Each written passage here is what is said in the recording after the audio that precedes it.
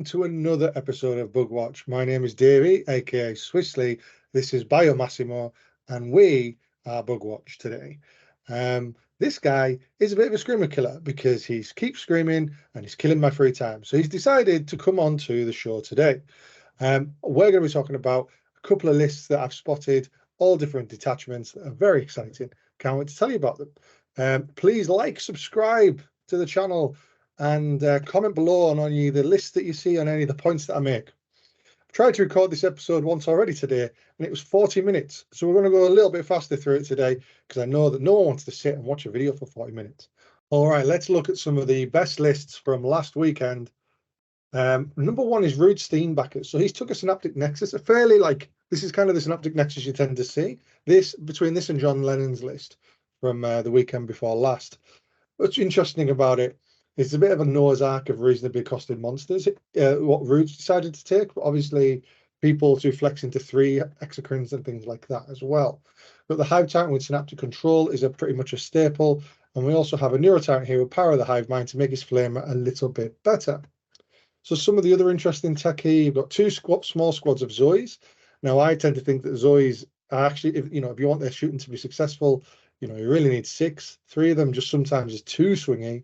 At least with 6, you have some form of reliability on it. But of course, this just spreads out their synapse range for this detachment, which is super useful. 2 Pyrovores, I think, is the right number, generally speaking, for lists, especially ones that rely on the shooting of Maliceptors and Exocrines, because you can use them essentially twice before that. You can use a Pyrovore once before it dies. So this way, you've got 2 ways of getting off the old remove cover, which is sometimes really useful. So Root did really well here. The only non-win he had was against Dangles at the start. Dark Angels for those uninitiated. That was like a pretty good Dark Angels list with a couple of Dreadnoughts in there as well. So yeah, a really interesting list here. I think this is pretty much the staple, right? So if someone said to me, I want to start collecting Tyranids, what list should I use? I would point at this and say, look, you can't go far wrong with this. It's pretty reliable. It's pretty good. All right, let's get on to the next list. We've got Jared B, who had 4 wins, 1 loss at the WAG annual 40k event. That was in Essex in the UK. And he was playing, oh my God, Crusher Stampede. Now, we all know Crusher Stampede's rubbish, guys, right? It is. You can't win games with Crusher Stampede, can you? Well, Jared's gone and done it. So what he's got in here is Death Leaper, because a lot of lists, pretty much a staple of lists is Death Leaper. I'm going to say that and then completely contradict myself in, I think, one list's time when Sam Pope doesn't take him. But we've got a Hive Titan with Ominous Presence, and he has, I think Ominous Presence increases your OC. So what does that mean? Well, one of the big challenges when you're running monster lists, especially against things like Knights, is you're always going to struggle for OC. You can stand on the objectives, but if they kill 1 monster, they kill 2, maybe, you're really going to, your opponent might be able to just out-obsec you.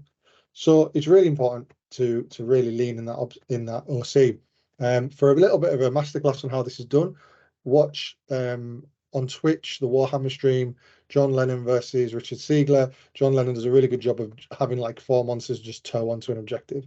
And I think it's a really clever way of playing it, because it says to your opponent, yes, you can come and stand on here, but you will die the turn after. So the Trigun's in here as well, and I think that's really interesting because some opponents will want to rush this army and just try and get in there. That'll leave the space behind for the Trigun to get in and eat your backfield. So very interesting. So the interesting tech here really is kind of what I've said, right? It's Crusher Stampede, it's emphasis on all the OC due to the fewer models. The non-emissary is obviously high OC because you give it the OC 15 and away you go. And you can see it come to life. He beat 3 of the big lad Knights. I think our monsters take down 3 big Knights. Chaos Knights would be a more difficult matchup with all the little ones, I think. But you can see that he did struggle against the demons. And I think that's because the demons do have a mixture of OBSEC and big punchy models. So that would have been an interesting game to hear about. So Jared, if you're watching, let us know how that game went, because I'm sure that'll be interesting to a lot of people watching. All right, let's go on to the next one. We've got Sam Pope. So Sam Pope's had lists on the show a few times. He is a great list maker, and this latest one is a kind of evolution of his previous list that he won a GT with. In this case, he won 4 and lost 1, coming in 3rd place in the States. So if you don't know Sam's kind of list, the idea is it's tons of bodies in terms of gaunts with ways of keeping the gaunts alive. So you've got the tech pieces of Zoanthropes and Venomthropes. All the units ladder back to those to give them a 6-up invuln or -1 to hit in terms of the Venomthropes. And we also have Maliceptors. So the Maliceptors have an aura of -1 to hit, and -1 to wound if you battle shocked. Hey, Neurolictors. So they will do the same thing for them. And the Neurolictors also give them -1 to hit as well. So if by any chance they have +1 to hit, it's a double minus. So that's pretty nice. So we're just keeping these gaunts alive to take over the board, stop people deep striking in, scoring secondaries, taking middle objectives. This list is amazing with things like fixed secondaries. So cleanse is an amazing one here. Something like even behind enemy lines, because we've got the Biovore in there, or engage, which I prefer to behind enemy lines most of the time in a list like this.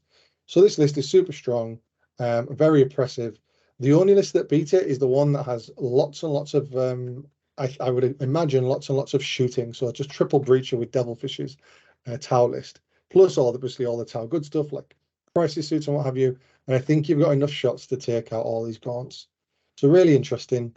We've got the difficult to kill Tervigan as well, because Tervigans suddenly looking a little bit better now as chunky monsters, but I mean, you're still having to pay a significant, I think it's 200 points for the Tervigan plus 15 more for adaptive biology to give it a 5 Feel No Pain.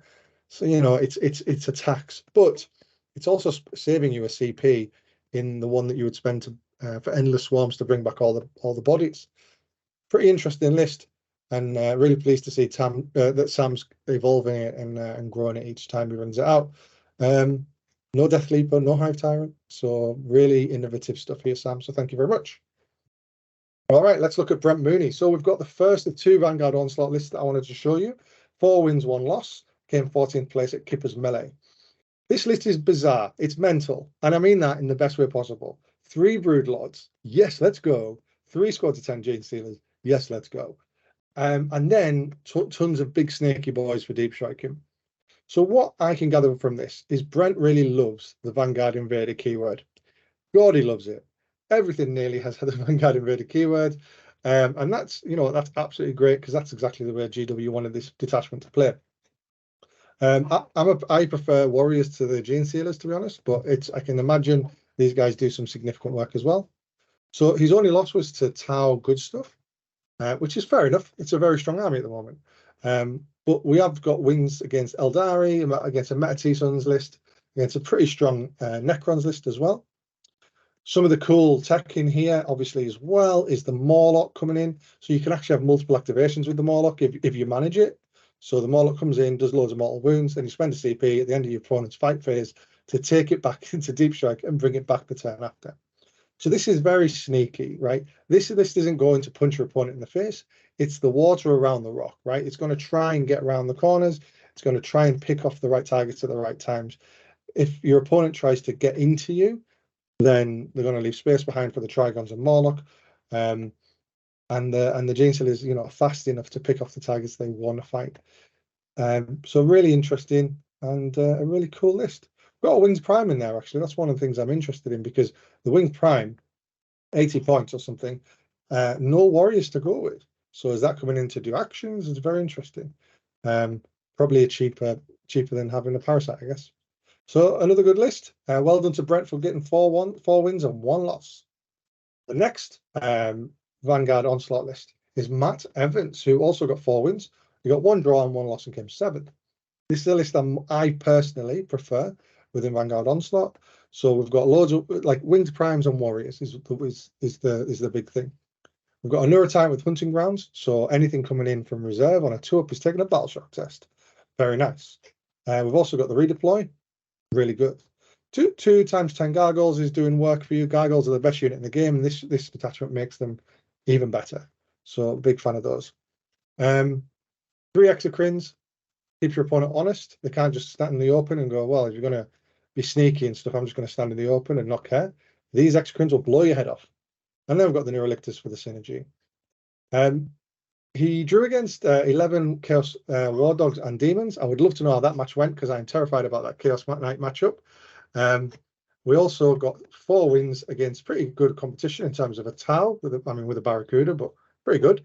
No Incarn Eldari, which is really strong. Silent King with loads of guns, so not messing about there.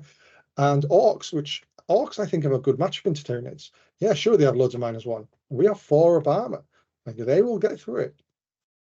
So very interesting stuff.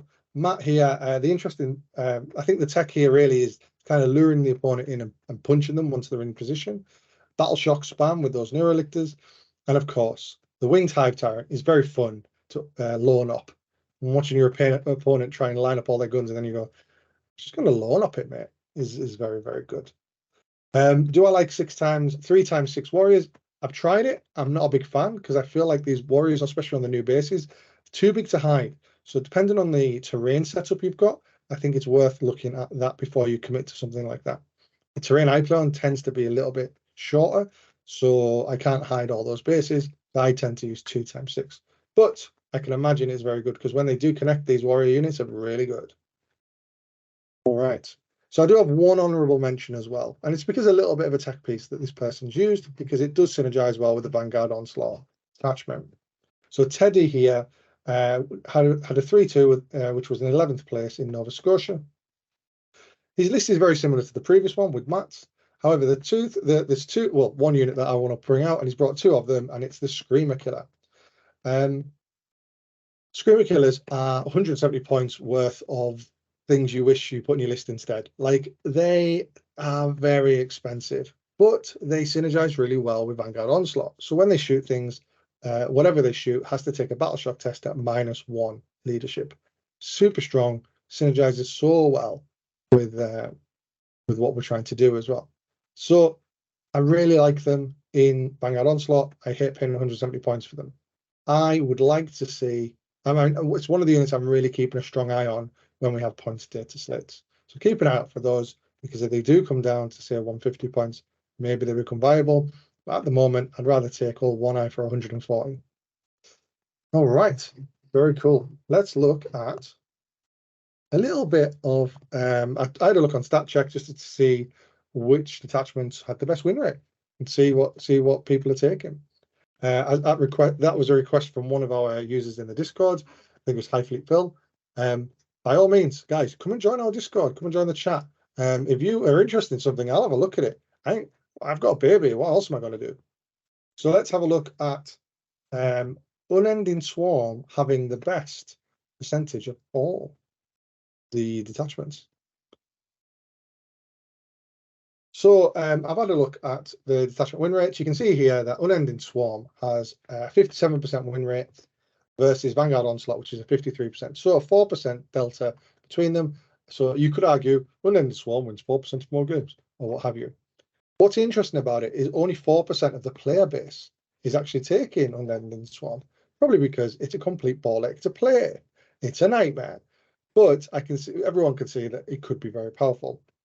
So when we look at these players who are taking it, it's not new players. It tends to be veteran players or players who have played lots of tournaments. So what you've got is a very small player base of pretty good or experienced players taking this army. So let's see how they're doing. Well, 38% of the time, they win 2 games. So that's not great. But 25% of the time, 1 in 4, they're going to win 4 games. So they are having some success.